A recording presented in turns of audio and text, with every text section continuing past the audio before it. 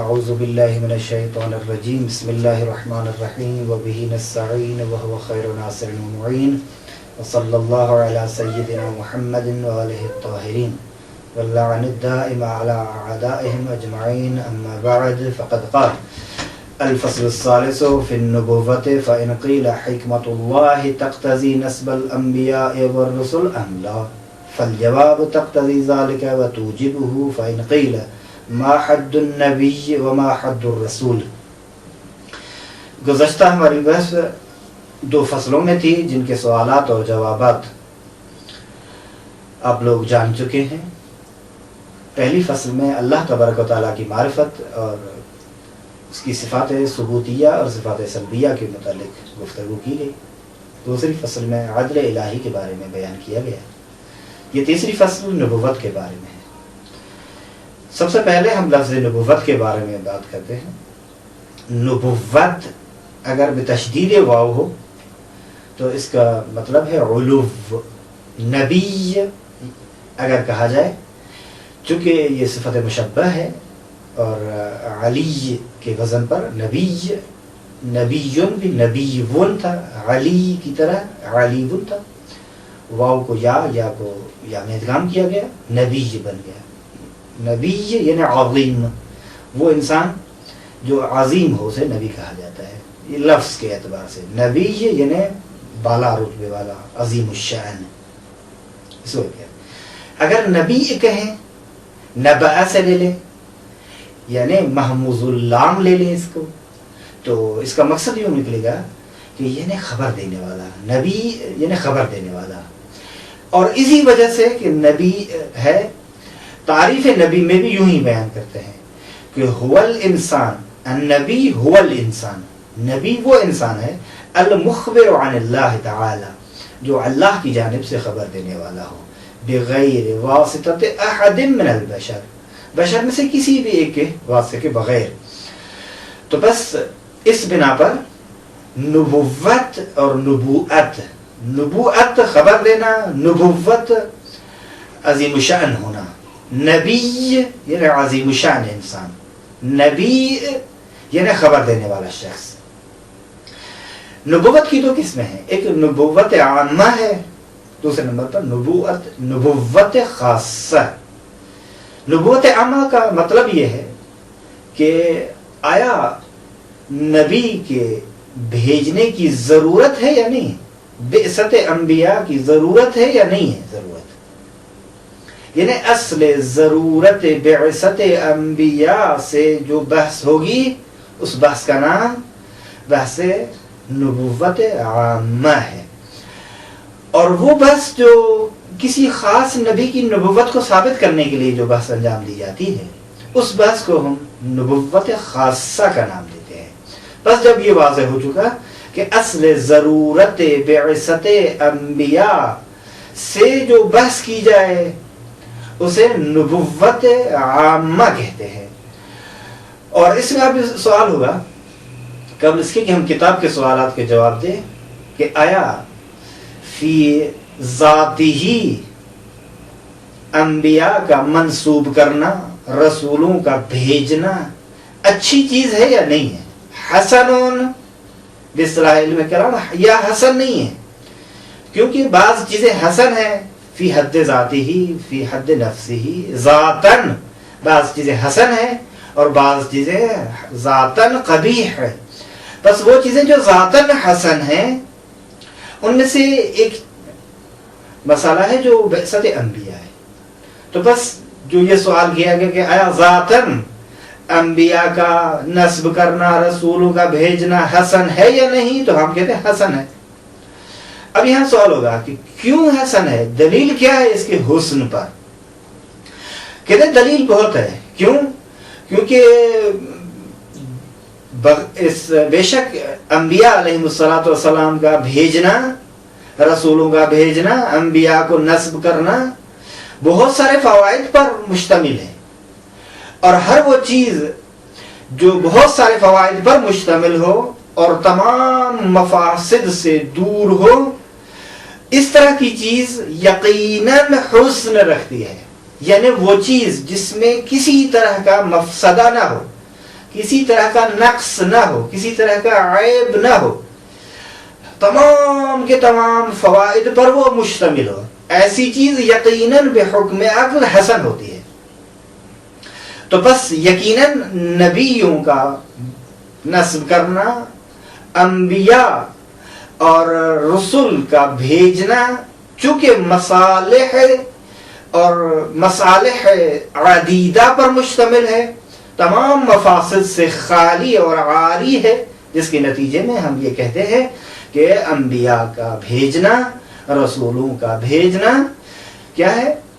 حسن فی ذاتہ، فی حد ذاتہ، اچھی چیز ہے۔ اچھا، کیا ہو سکتا ہے کہ اب انبیاء کے بعثت کے متعلق کچھ فوائد کو ذکر کر دیں؟ کہتے ہیں ہاں، کیوں نہیں؟ اس لیے کہ مثال کے طور پر ایک فائدہ یہ ہے کہ انسان جب بعض اشیاء کو دیکھتا ہے کہ ہمارے لیے نقصان دہ ہیں اور بعض اشیاء کو دیکھتا ہے جو ہمارے لیے مفید ہیں، تو بس بعض اشیاء جو ہمارے لیے فائدہ مند ہیں، اور اسی طرح بہت ساری غذائیں ہیں، دوائیں ہیں، بعض اشیاء ہیں جو ہمارے لیے مضر ہیں، نقصان دہ ہیں۔ مثال کے طور پر آپ دیکھتے ہیں زہر ہے، یہ مضر ہے انسان کے لیے، اور بہت ساری جڑی بوٹیاں ہیں وہ بھی اسی طرح ہیں۔ عقل ان سب کو درک نہیں کر سکتی۔ جب عقل ان سب کو درک نہیں کر سکتی تو ایک کانال کے ذریعے سے، ایک شخص کے ذریعے سے، ایک صاحب منصب کے ذریعے سے جو اللہ کی جانب سے ہو، وہ اگر ان چیزوں کے بارے میں بتائے کہ یہ چیزیں تمہارے لیے مفید ہیں، یہ چیزیں تمہارے لیے نقصان دہ ہیں، تو یہ کیا کم فائدہ ہے کہ انسان جان لے کہ جو چیزیں مفید تھیں اس کو اپنا لیتا ہے، اور جو چیزیں مضر ہیں انسان کے لیے اس کو۔ تو بس انبیاء آئے، بہت ساری ایسی چیزیں ہیں جن کو انسان عقل کے ذریعے سے نہیں پہچان پاتا تھا کہ آیا یہ مفید ہے یا مضر ہے اس کے لیے۔ انبیاء آئے، اس حقیقت سے پردہ اٹھا دیا۔ اچھا، دوسرے نمبر پر یہ ہے کہ دیکھیں انسان مدنی بالطبع ہے، طبعاً انسان معاشرتی اجتماعی زندگی بسر کرنا چاہتا ہے۔ تنہائی سے اسے وحشت ہے، جب تنہائی سے اسے وحشت ہے، اجتماعی زندگی بسر کرنا چاہتا ہے، تو ظاہر اجتماع میں ایک دوسرے کے ساتھ تضاد اور ٹکراؤ ہوتا ہے، اور کہا جاتا ہے جس طرح دو برتن اگر ساتھ رکھے جائیں تو وہ بھی کبھی کبھی آپس میں ٹکرا ہی جاتے ہیں۔ تو بس اگر یوں ہے تو معاشرتی زندگی کے بغیر انسان کا رہنا ناممکن سی چیز ہے۔ جب اس طرح ہے تو بس اجتماعی زندگی کے لیے ایک قانون کی ضرورت ہے تاکہ ایک دوسرے پر ظلم اور ستم سے روک دے، اور وہ قانون بنانے والی بھی ایسی ذات ہو جو انسان کی تمام تر ضروریات کو جانتی ہو، اور انسان کے لیے جو چیزیں مفید ہیں اس سے واقف ہو، جو چیزیں نقصان دہ ہیں اس سے واقف ہو۔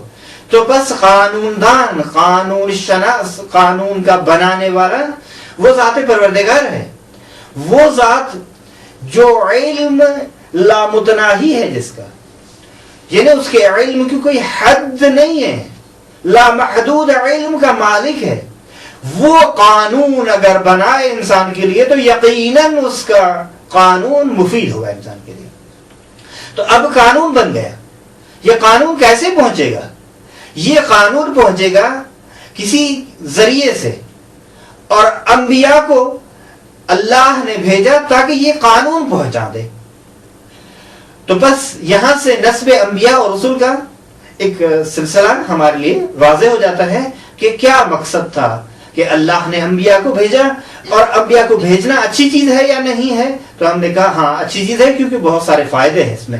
پہلا فائدہ بیان ہو چکا، دوسرا فائدہ بھی بیان ہو چکا، اور بہت سارے دوسرے فائدے بھی ہیں کہ انسان، مثال کے طور پر انسان عقل کے ذریعے سے یہ علم رکھتا ہے کہ وہ دوسرے کا مملوک ہے، یعنی عقل یہ بتاتی ہے اسے کہ تو خود مختار نہیں ہے، تیرا کوئی مالک ہے، اور بغیر اجازت صاحب ملک کے اس ملک میں تصرف کرنا بحکم عقل قبیح ہے۔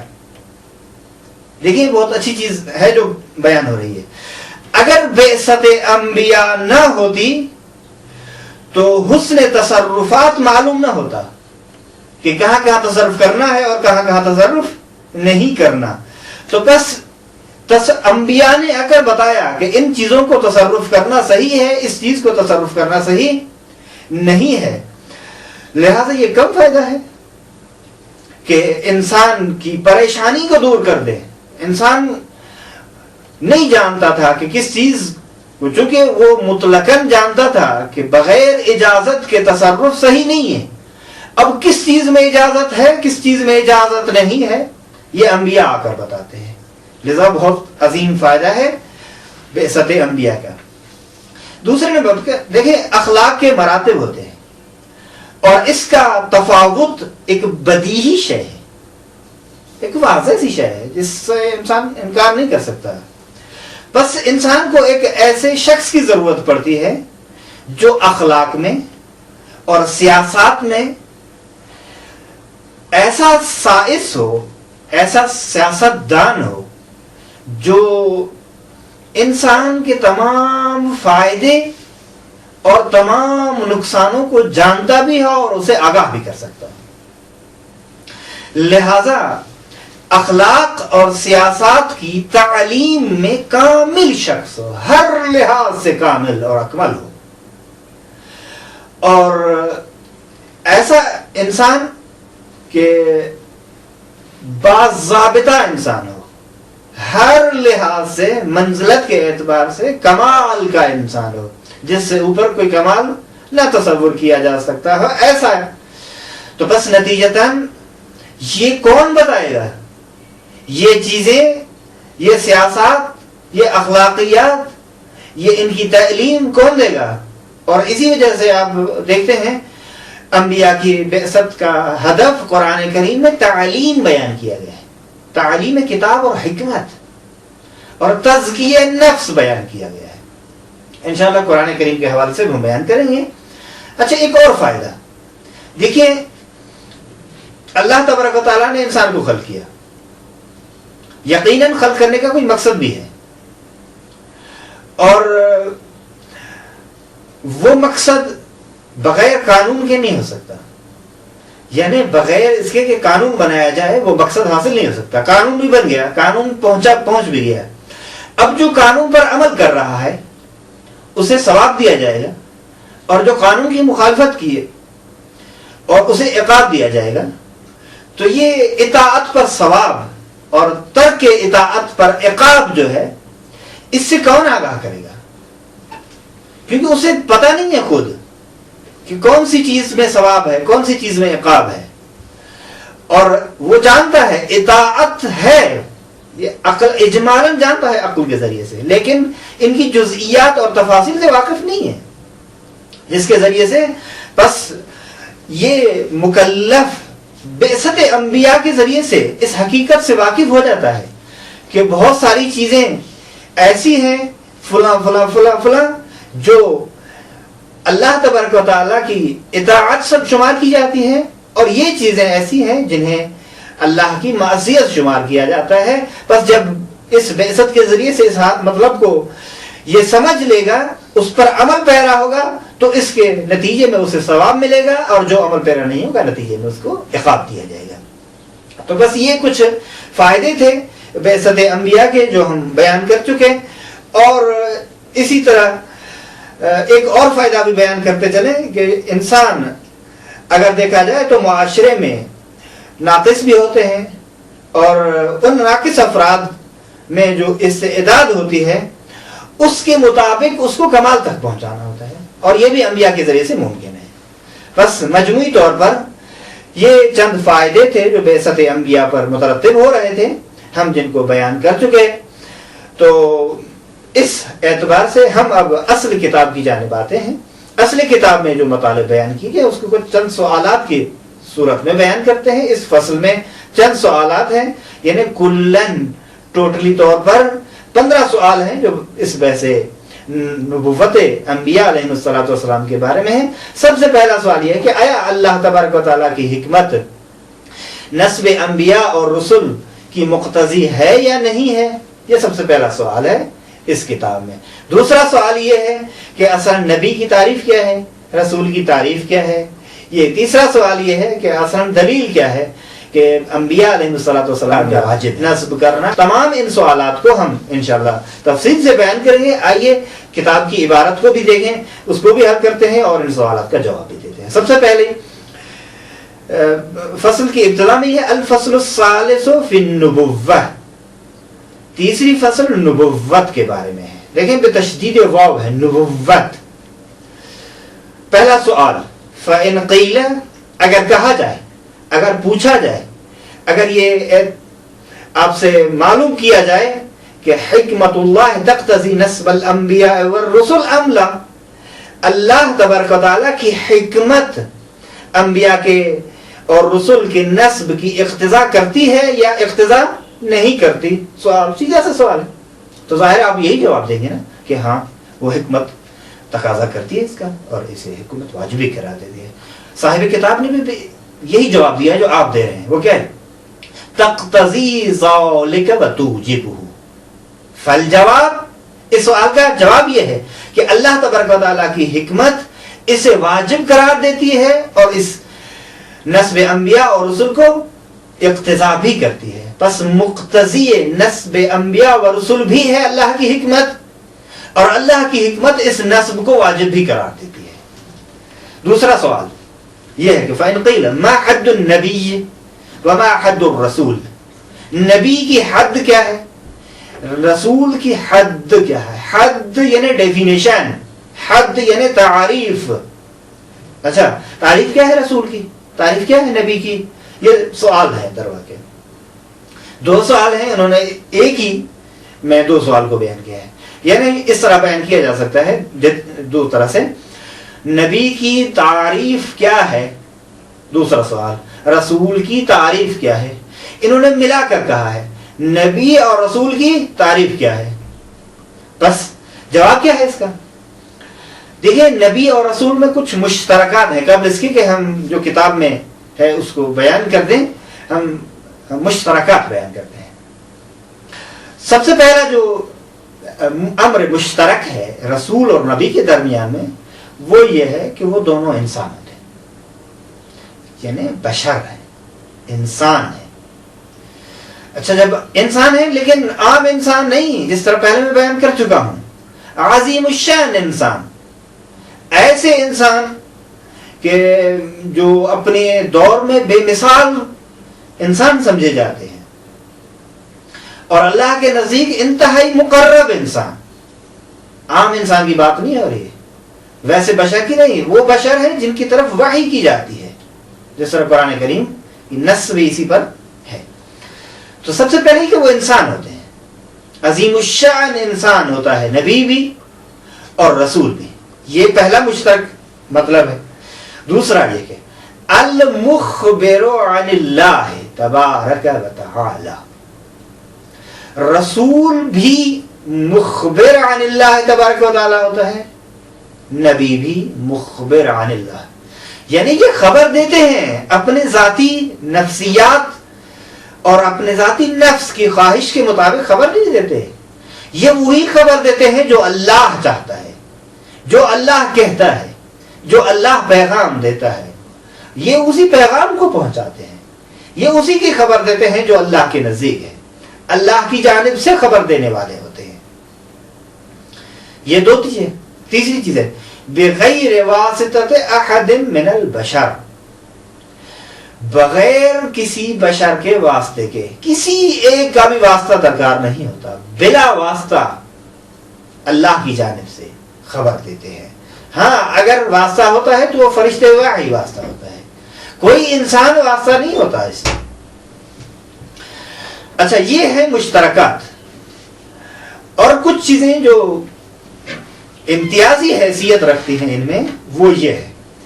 سب سے پہلی امتیازی حیثیت یہ ہے کہ رسول صاحب شریعت ہوتا ہے, نبی صاحب شریعت نہیں ہوتا. یہ ایک.